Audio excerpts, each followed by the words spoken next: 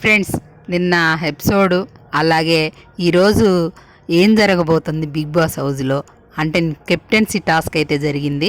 అది ఎవరెవరు ఆడారు, ఎవరు కెప్టెన్ అయ్యారు అనేది తెలుసుకునే ముందు నిన్న ప్రోమోలో చూపించారు కదా 1 to 10 ఇస్తుంది కదా దివ్య, దాని గురించి కూడా మాట్లాడుకుందాం. అలాగే దివ్య ఎంట్రీ ఎలా ఉంది, ఆడియన్స్ ఓట్స్ లేవు తనకి, హౌస్లో ఉన్న వాళ్ళు కూడా వేయలేదు, లీస్ట్ ఓట్స్ వచ్చినాయి. కానీ బిగ్ బాస్ టిస్ట్ ముందే ఫిక్స్ అయ్యిండు కదా, దివ్యాన్ని పంపించాలని ఫిక్స్ అయి ఉన్నాడు. వాళ్ళ ఓట్స్తో వీళ్ళ ఓట్స్తో ఏం సంబంధం, పంపించేశాడనమాట. ఓటింగ్ బండి వాళ్ళకి మాత్రం రాలేదు ఛాన్సు. మరి ఇంకొకరిని పంపిస్తారని టాకు, అందులో అనూషారత్నం వస్తుందని టాకు. మరి చూద్దాం. నిన్న వాళ్ళు మాట్లాడింది, కొంతమంది సరిగా మాట్లాడలేకపోయారు, కొంతమంది బాగా అప్పీల్ చేసుకున్నారు, ఇద్దరు ఆడపిల్లలు. కానీ కొంచెం అనూషారత్నం శ్రీజ విషయంలో కొంచెం ఓవర్ అయింది అనిపించింది, అనవసరమైన మాట వదిలేసింది అనిపించింది. మరి అదే కదా బిగ్ బాస్ బయట ఉండి 100 చెప్తాం, అందులోకి వెళ్ళాక కదా అసలు బయటపడేది. అందులోకి వెళ్ళాక ఎట్లుంటారు అనేది చూడాలి. దివ్య వెళ్ళింది, ఇప్పుడైతే ప్రస్తుతానికి గేమ్ కరెక్ట్గానే అనాలిసిస్ చేసి వచ్చి ఆడుతుంది. చూద్దాం మరి ముందు అందులో ఉన్న బయట ఉండి చూసి చెప్పినంత ఈజీగా ఉండదు కదా అందులో ఉండి ఆడడం అనేది. రాత్రి అయితే కొన్ని హింట్లు బాగానే ఇచ్చింది, కామనర్స్కి హింట్లు వచ్చినాయి. మరి వాళ్ళు అర్థం చేసుకొని వాళ్ళు అక్కడక్కడ ఫెయిల్ అవుతున్నారు, బయటకు ఎలా వెళ్తుంది అనేది మార్చుకుంటే బెటరు.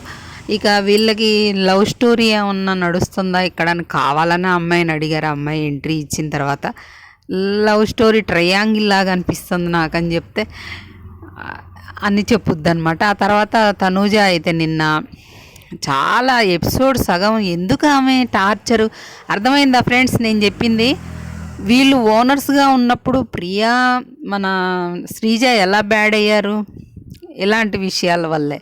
మానిటర్స్గా ఉండి పనులు చేయించే విషయంలో వాటిల్లోనేగా వాళ్ళు బ్యాడ్ అయింది. ఇప్పుడు అందులోకి వెళ్ళాక వాళ్ళు మంచిగానే ఉంటున్నారు. అందులో ఒకటి వాళ్ళని అదే పాయింట్ల మీద నామినేట్ చేశారు కాబట్టి వాళ్ళ ఎక్కడ ఆర్గ్యుమెంట్స్ కనపడట్లే. ఇలాంటి చిరాకు ఏమి అమ్మాయి రాము అయితే ఎక్కడ స్టాండ్ తీసుకొని నిలబడాలో, ఏం చేయాలో, సరైన సమయంలో అసలు ఏం స్టాండ్ తీసుకోవాలనేది కూడా అర్థం కావట్లేదు. తనకే బ్యాడ్ అవుతుంది, అది ఓటింగ్ పడుతుంది బయట, కానీ తనకి అది కరెక్ట్గా అనిపించట్లే. ఆ అబ్బాయి తప్పు ఉండొచ్చు, కానీ అన్నం తినేటప్పుడు అలా కేకలు వేయడం, అరవడం అదే కదా మరి మాస్క్ మ్యాన్ చెప్పింది. మాస్క్ మ్యాన్ చెప్పలే తిండి తినేటప్పుడు అరవడం ఎంతవరకు కరెక్ట్? అది కరెక్ట్ కాదు. ఇక సంజన గారు ఈ లేపేయడాలు ఎత్తేయడాలు అనేవి, ఆ సంజన గారికి మంచిగా బయటికి వెళ్ళింది గుడ్డు లేపడం వల్ల ఫుటేజ్ అని చెప్పేసరికి అది ఆగట్లేదు. లాస్ట్కి దివ్యాయి కూడా ఎత్తేయమని అందులో ప్రియాని ఇన్వాల్వ్ చేస్తుందన్నమాట. వీళ్ళు కూడా అనుకుంటున్నారు సంజన గారు అలా ఎత్తేయడం వల్ల కంటెంట్ వచ్చింది, బాగుంది, ఫన్నీగా మారుస్తుంది గేమ్ అని చెప్పారు కదా. వీళ్ళు కూడా మేము కూడా చేస్తే ఓకేనట్టుందని అందులో ఇన్వాల్వ్ అవుతున్నారు ప్రియా వాళ్ళు. ఆ దివ్య అతి తెలివి ఎక్కువ తెలివితోని అందుకే ఒక్కొక్క ఐటెం 5-6 తెచ్చుకుందంట, వీళ్ళు లేపేస్తారని ముందే తెలిసి చెప్తుంది కెమెరాలకి. ఒక రాయేసా అసలు నిజంగా లవ్ స్టోరీ అది, లేకపోతే కంటెంట్ కోసమా అనేది బయటపడిద్దని నేను ట్రయాంగిల్ లవ్ స్టోరీ అని చెప్పా, అది ఇదని చెప్తుంది. అప్పుడు తనూజ నన్ను బ్రదర్ అని పిలుస్తుందట. మరి ఆ కళ్ళల్లో కళ్ళు పెట్టి చూసుకోవడం, ఆ తనూజ కళ్ళమ్మని నీళ్ళు గారిందాక చూడడం, ఇష్టం లేకపోతే అలాంటివి చేయకూడదు కదా. ఎందుకు చేస్తున్నావు మరి? ఇష్టం లేనప్పుడు చేయకూడదు, ఎందుకు చెయ్యాలి అట్లాంటి కంటెంట్ కోసం? ఆ అమ్మాయి అయితే తనుజ కంటెంట్ కోసం ఆ నాన్న బర్నీ గారిని నాన్న అని పిలవడం అసలు చూస్తుంటే కొంచెం ఎట్లా అనిపిస్తుంది. అన్నిసార్లు పిలవడం ఎందుకురా నాయన దేవుడా? ఆ నాన్న బాండింగ్. ఆ మొన్నేమో నీకు ఈ హౌస్లో అందరికంటే ఎవరికి ఇష్టం అంటే ఇమానియల్ అన్నది. ఇప్పుడు నాన్న అని వీళ్ళు వచ్చి బయటకు వచ్చి మీరు అలా క్యూట్గా నాన్న అంటుంటే ఇక ఆ కంటెంట్ ఇంకా ఘోరంగా వెళ్ళిపోయిద్ది. చూడండి మీరు, బయట బాగా పోతుంది అనుకొని చాలా ఘోరంగా వెళ్ళిపోయిద్ది బయటికి. ఇక ఏంది సంజన కూడా ఇమాన్యుయల్ది మీది కామెడీ బాగుందంటే, అరే రోజు 15 నిమిషాలు చేద్దాం రా మనం కామెడీని, కంపల్సరీ రోజు 15 నిమిషాలు చేద్దాం.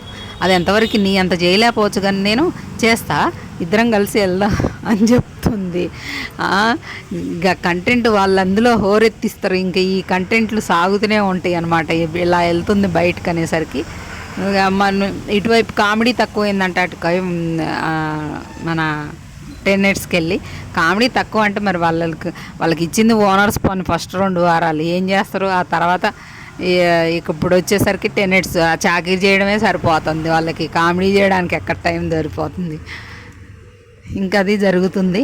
పవన్ కళ్యాణ్కి మాత్రం మంచి షాకే ఇచ్చిండు నాగసాయి, నువ్వు సరిగా కనపడట్లేదు, నీ ప్లేస్లో నేనుంటే ఆ ఫైర్ ఏందో చూపిస్తా అంటే ఆ అబ్బాయి అప్పుడు గొడుపుకోవట్లేదు. వీళ్ళు ఎక్కడెక్కడ వాళ్ళు చెప్తున్న ఇన్పుట్స్ అని తీసుకోవాలి, వాటిని నెగిటివ్ కాకుండా ఇన్పుట్స్ లాగా తీసుకొని మార్చుకుంటే వాళ్ళు శ్రీజ గేమ్లో సూపర్గా ఆడుతుంది. గేమ్ దగ్గరకు వచ్చేసరికి ఆ టైంలో ఏం డెసిషన్ తీసుకోవాలి, అదే గేమ్ని మార్చింది కదా మొన్న, అట్లాంటివన్నీ చేస్తుంది. కాకపోతే అమ్మాయి ఆర్గ్యుమెంట్ విషయానికి వచ్చేసరికి ఒక దగ్గర స్టాప్ పెట్టలేకపోతుంది. అంతేగాని వాళ్ళు చెప్పినట్టు మరీ అంత పుండు మీద కారం చేయాలి గుచ్చి గుచ్చి గుచ్చి మాస్క్ మ్యాన్ లాగా ఏం చేయట్లే కదా అమ్మాయి. మాస్క్ మ్యాన్ ఒక పాయింట్ పట్టుకుంటే దాన్ని ప్రతి వారం గెలుకుతూనే ఉంటాడు. అమ్మాయి అట్లా కాదు కదా. ఇంకా ఈరోజు అమ్మాయి నంబర్స్ ఇవ్వమంటే 13th నెంబర్లో ఆశా శైనిని పెట్టింది, కరెక్టే. 12thలో రాముని పెట్టింది, నువ్వు గేమ్ కనపడట్లే సరిగా, నీ స్టాండ్ తీసుకోవట్లే అవి చెప్పిందట. 12thలో 11thలో మన ఎవరిని పవన్ కళ్యాణ్ని పెట్టిందంట, షాక్ అంట పవన్ కళ్యాణ్. మరి 10thలో శ్రీజాని పెట్టింది, అదే చెప్తుంది, అదే రీజన్ చెప్తుంది అమ్మాయి, నువ్వు సరిగా ఆర్గ్యుమెంట్ చేసే దగ్గర ఎక్కడ స్టాప్ పెట్టాలో తెలియట్లేదని. 9thలో మాస్క్ మ్యాన్ని పెట్టిందట. ఇక ఇవి అన్నీ ఇలా వరుసగా ఇచ్చుకుంటూ పోయింది. 9thలో ప్రియాని 8thలో పెట్టడం, 7thలో మన సంజన గారిని, 6thలో అలా పెట్టుకుంటూ పోయింది మన రీతుని, అలా పెట్టింది. 1 to 7 ఉన్నోళ్ళని కెప్టెన్సీ పోటీదారులుగా గేమ్ పెట్టాడంట.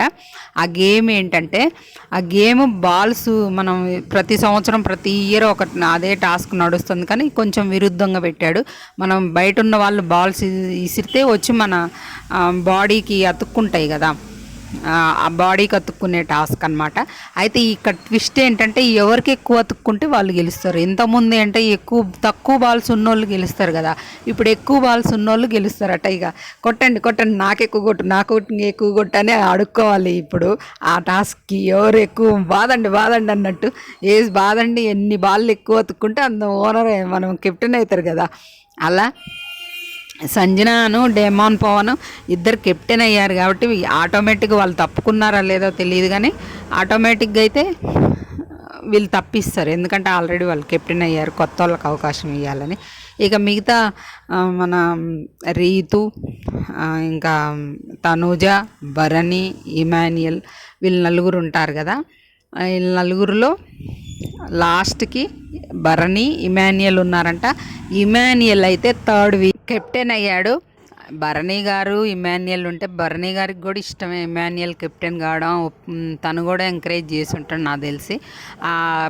ఇమాన్యుయల్ అయితే కెప్టెన్ అయ్యాడు 3rd వీక్కి. ఇది ఫ్రెండ్స్ న్యూస్, లేటెస్ట్ అప్డేట్స్ అన్నీ ఇస్తూనే ఉన్నా. ఈరోజు ఎలిమినేషన్ ప్రాసెస్లో ఇది డబుల్ ఎలిమినేషన్ అంటున్నారు, ఒకళ్ళని సీక్రెట్ రూమ్కి పంపించి ఒకళ్ళని ఎలిమినేట్ చేస్తారంటున్నారు. పవన్ కళ్యాణ్ అయినా ఎలిమినేట్ అయిపోవచ్చు అంట, రీతుని సీక్రెట్ రూమ్లో పెట్టి మరి ప్రియాని ఎలిమినేట్ చేస్తారని టాకు. ఈ సాటర్డే ఎపిసోడ్ కోసం ఈరోజే షూటింగ్ జరుగుతుందంట, ఎందుకంటే దసరా ఉత్సవాలు ఉన్నాయి కదా, అది చాలా టైం పడుతుంది కాబట్టి ఈరోజు కొంచెం రేపు కొంచెం షూటింగ్ జరిగిద్ది. ఎలిమినేషన్ మాత్రం రేపే జరగవచ్చేమో అనుకుంటున్నాను నేను. షూటింగ్ స్టార్ట్ అయిన తర్వాత ఏమేమి అప్డేట్స్ వచ్చినాయి అనేది మీకు అప్డేట్ చేస్తా ఫ్రెండ్స్. మన వీడియో నచ్చితే మాత్రం ఒక లైక్ చేయండి, అలాగే మన ఛానల్ని సబ్స్క్రైబ్ చేసుకోండి.